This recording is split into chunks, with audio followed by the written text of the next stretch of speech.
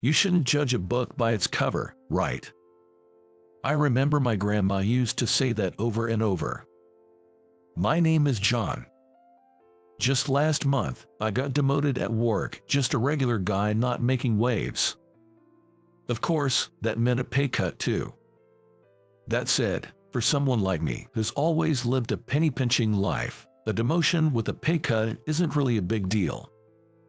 Good morning. Trying to turn over a new leaf, I greeted everyone at my new job with a bright smile, but the response was tepid, to say the least. I guess I can't really blame them. I have a big bruise on my face.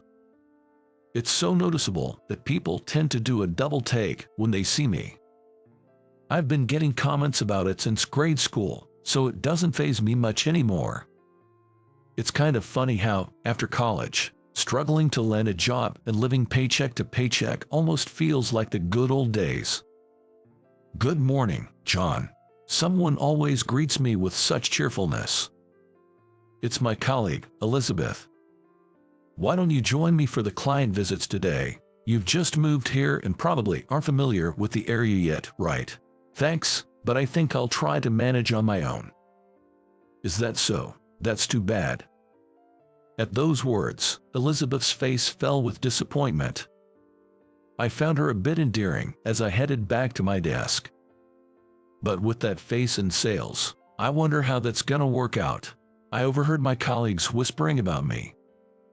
I'm used to it, so I ignored them and turned to my computer. I admit, my face isn't exactly for sales. But this company hired me and put me in sales, so it is what it is. Just then, I stopped everything. I noticed an email from a certain person. The email was from Mac, the supervisor. He's known for being handsome around here but has a nasty personality. He's the former boss who ruthlessly judged my sales performance and even pinned his mistakes on me, resulting in my demotion. What could this turbo boss want with me now? The email turned out to be a standard business communication. He was asking for advice for the new employee who's taking over my work, who seemed to be struggling. Instead of emailing the advice directly to the newbie, he wanted me to send it to him, Mac. Here we go again. With a sigh of resignation but determined to ensure my clients wouldn't suffer, I sent the email to Mac. He's skilled at taking credit for others' work, flaunting it as his own. It's not the best way to do business, but maybe that's his own twisted ladder to success. I just want to make sure my successor can carry on properly without causing any trouble for our clients. Come to think of it, I wonder what happened with that project. There were a few projects that Supervisor Mac took over, but there's one in particular that still haunts me. It was my first big contract, but I got sidelined and Supervisor Mac took charge.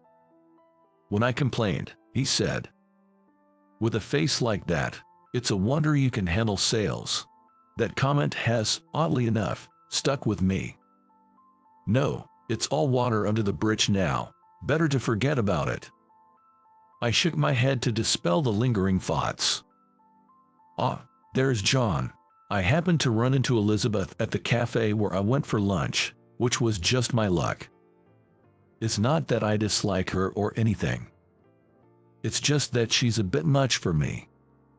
Even I can see she's pretty, and she's definitely young. I worry about being a nuisance when I'm with her, what with this dubious bruise on my face. I was about to leave the cafe quickly, but she strode over with determination. Hard at work, I see. Are you off to lunch now?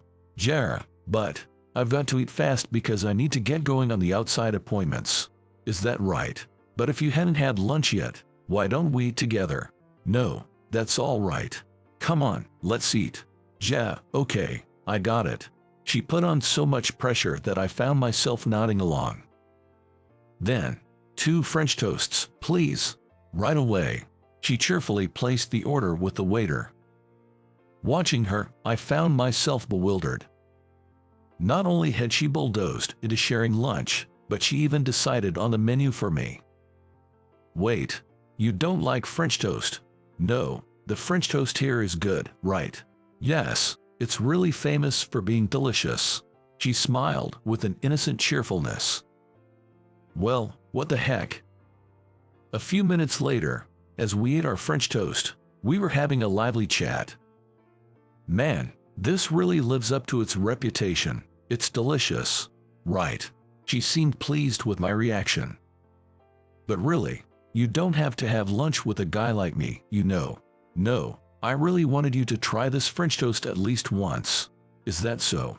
I looked at her straightforward smile and thought she was quite a unique person.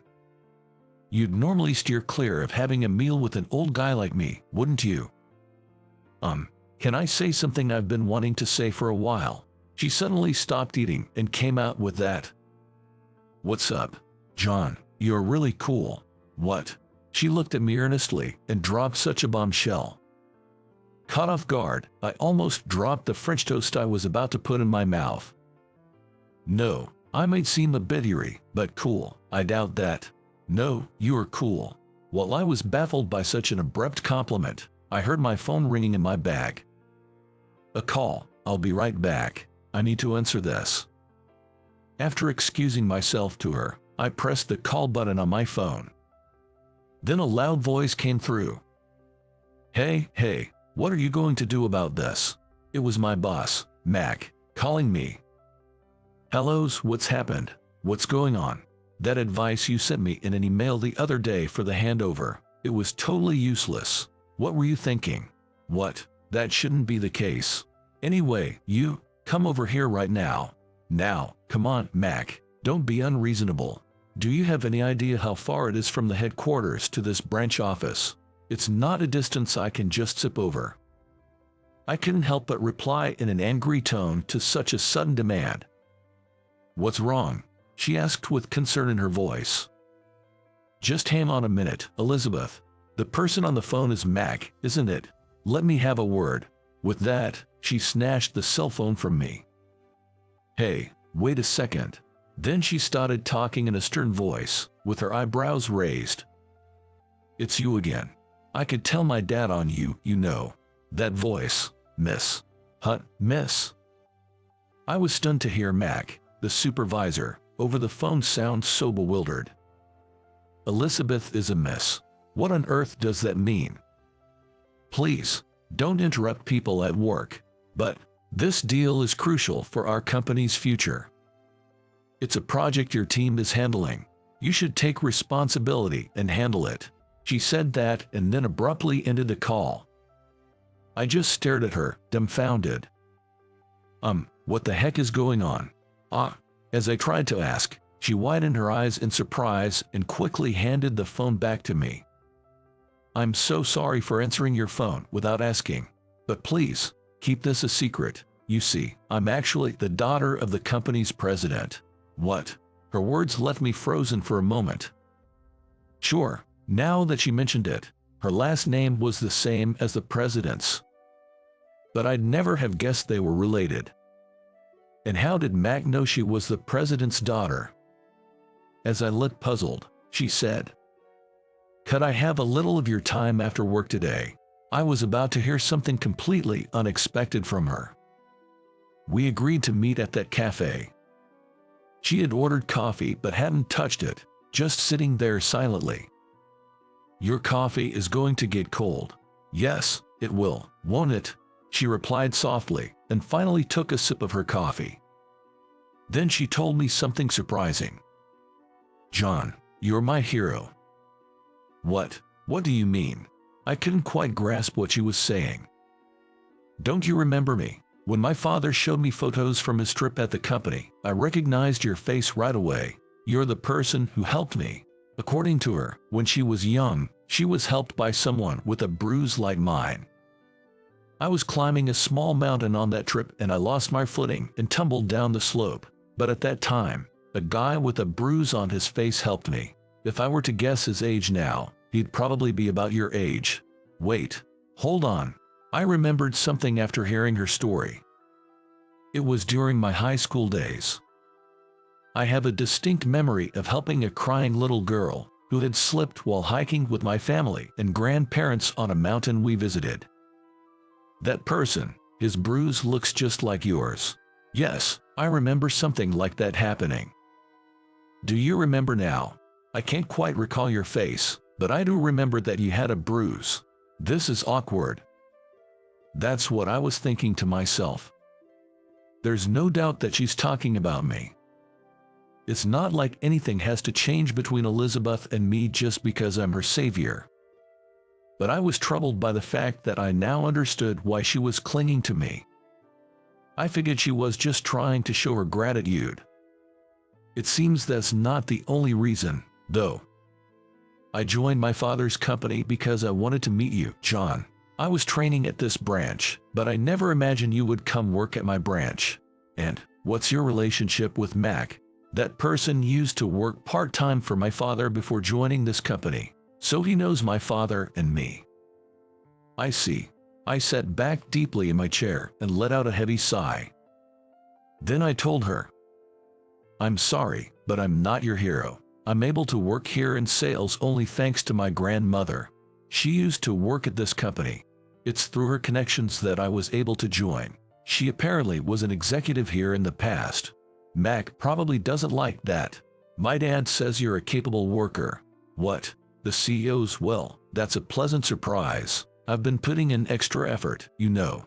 Not to blow my own trumpet, but it's true. And because of this, I get remembered, which kind of works wonders for sales. Of course, it also means I can't be caught doing anything shady. Pointing at my bruise, I respond like that. Then she said something unexpected. Your grandmother used to say, that boy is a kind one. You know my grandma. Yes, when you helped me, my father and your grandmother were there and they both looked at each other in surprise. Later, my father told me that he used to work under your grandmother at this company. Wow. I had no recollection of such an exchange happening at that time. After that day, your grandmother came over to our house to visit. She and my father were reminiscing. When I served coffee, my grandmother said, some people judge others based on their looks and their own set of values, but that's not what it's about. What really matters is the kind of person someone is. She said something like that. As I listened, I was surprised and tried to sort out the conversation in my head. So, this means Elizabeth is the daughter of the president of this company, and I had helped her in the mountains a long time ago. Back then, I encountered her father, who used to be colleagues with my grandmother, and from there, she wanted to meet the man who had helped her, so she joined the company he worked for. And that man is me, wanted to meet me. I blinked and found myself looking at her face over and over again. That's why you, John, are like a dream hero to me. When you talk about the kind of man a woman admires, there's only one thing that comes to mind. What's that one thing? I asked tentatively. Could it be the first love? At her words, I almost spit out my coffee. Wait a minute. Does that mean? It's exactly what it sounds like. You're single right now, aren't you, John? Well, it's not about whether I'm single or not. I was not prepared for such a sudden declaration. I caught my breath and replied to her. I'm sorry, but dating. Then she blurted out energetically. Let's start as friends, please. What's with that rom-com vibe? An 80s-style retort slipped out of my mouth. She burst into laughter at my remark. John, you're funny. No, you think. Jess, after all, I like you, John. So, is it okay if we start as friends? Yes, please treat me well. Likewise, please treat me well. Even if there's something I'm self-conscious about, or something I consider a flaw, maybe it's not a big deal to others. Looking at her smiling, that's what I was thinking. And so, our friendship began. She was proactive and a bit forceful, but a straight arrow kind of girl who really suited the phrase love-struck maiden. It seems like the day we'll start dating for real is close. Why? Actually, as we got to know each other as friends, I completely fell for her. While looking at my reflection in the mirror, I practiced my confession. I'm a bit worried about conveying my feelings properly, but I plan to confess when I return to the headquarters next week. Oh right, the reason I'm returning to the headquarters is that my boss, Mac, finally quit the company. When I told her about his misdeeds, everything got reported to the director, and HR started interviewing my colleagues in the sales department. One after another, the acts of power harassment came to light. It's a wonder that no one had consulted HR about it. And so, Mac finally got fired. Thanks to that, I was set to return to headquarters as the new supervisor. I plan to confess to her and start my new role with fresh determination, ready to climb to the next stage.